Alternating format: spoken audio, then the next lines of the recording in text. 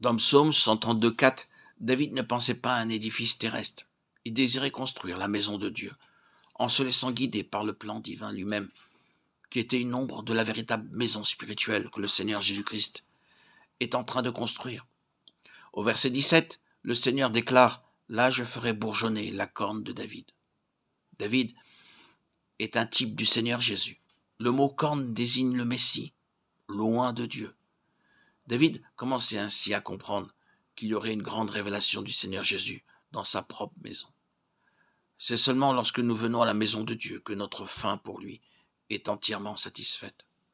C'est là que nous trouvons une grande joie au milieu du peuple de Dieu, en dépit de toutes nos épreuves, de nos persécutions et de nos afflictions. Ceux qui prennent part à l'édification de la maison de Dieu avec un cœur bien disposé reçoivent en partage une joie abondante et le privilège d'une communion véritable.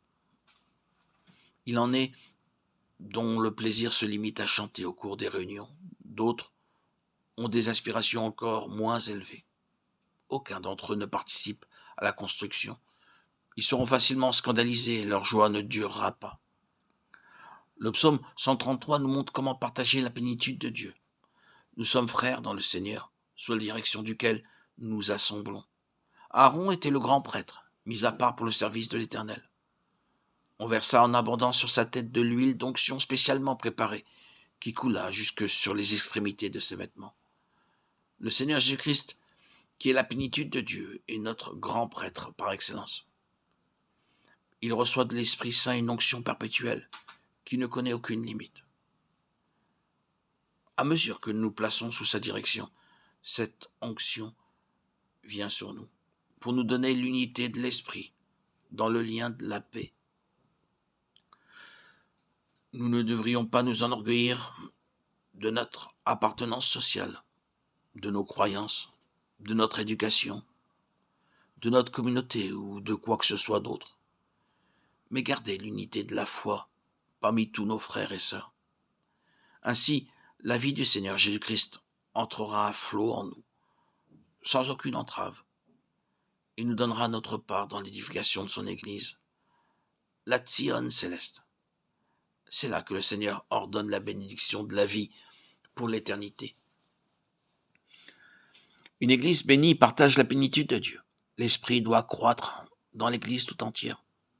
Voici, bénissez l'Éternel, vous, tous les serviteurs de l'Éternel, qui vous tenez durant les nuits dans la maison de l'Éternel.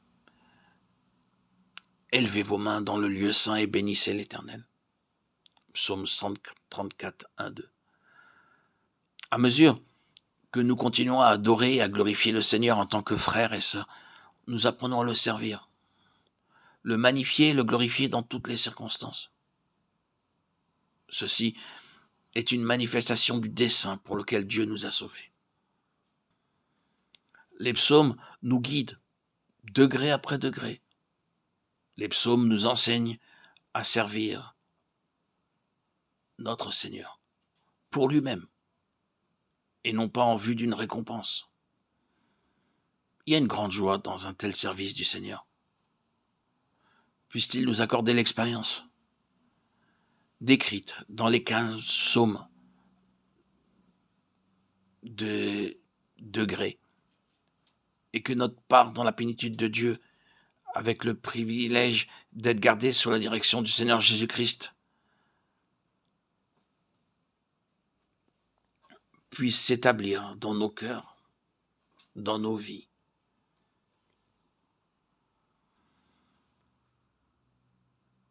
Pour la victoire finale.